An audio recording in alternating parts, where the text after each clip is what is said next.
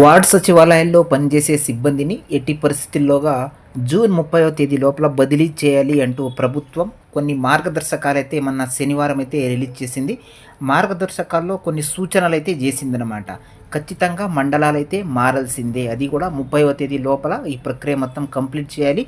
పూర్తి బాధ్యత కలెక్టర్లదే అంటూ కొన్ని మార్గదర్శకాలు జారీ చేసినటువంటి నేపథ్యంలో ఇక్కడ వార్డ్ సచివాలయాల్లో పనిచేసే సిబ్బంది ఎవరైతే ఉన్నారో వాళ్ళు ఒక క్వశ్చన్ అయితే రైజ్ చేశారు. ఇక్కడ వార్డ్ సచివాలయాల్లో పనిచేసే సిబ్బందికి ఇక్కడ నగర లేదా పురపాలక పరిధిలో పనిచేస్తారు. వాళ్ళకు మండలాలు ఉండవు కదా.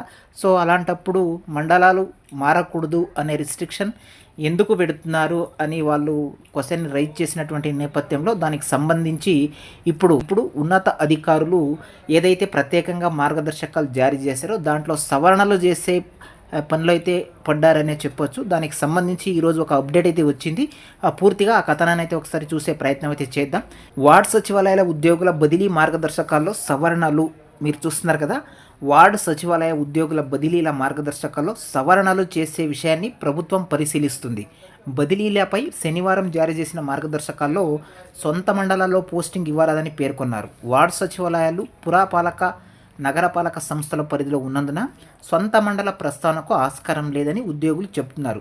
ఈ అంశంపై అధికారులు 2 ప్రతిపాదనలు అయితే తయారు చేశారు. బదిలీల్లో సొంత డివిజన్ లేదా వార్డుల్లో పోస్టింగ్ ఇవ్వరాదన్నది మొదటిది.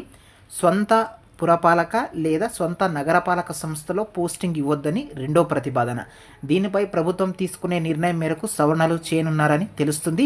సో ఏది ఏమైనా వార్డ్ సచివాలయాల్లో పనిచేసే సిబ్బంది మాకు మండలాలు వర్తించవు అని ఏదైతే చెప్తున్నారో సో దానికి సవరణలు చేస్తూ ఇక్కడ వాళ్ళు చాలా క్లియర్గా చెప్పడం జరిగింది. సో ఇక్కడ ఫస్ట్ ప్రయారిటీ పురపాలక నగరపాలక సంస్థలు పోస్టింగ్ ఇవ్వకూడదు.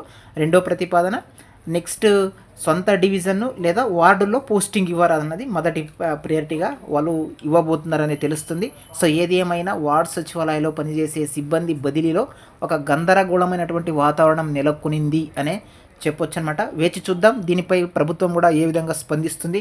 సో ఏ విధంగా బదిలీ ప్రక్రియ ఉండబోతున్నది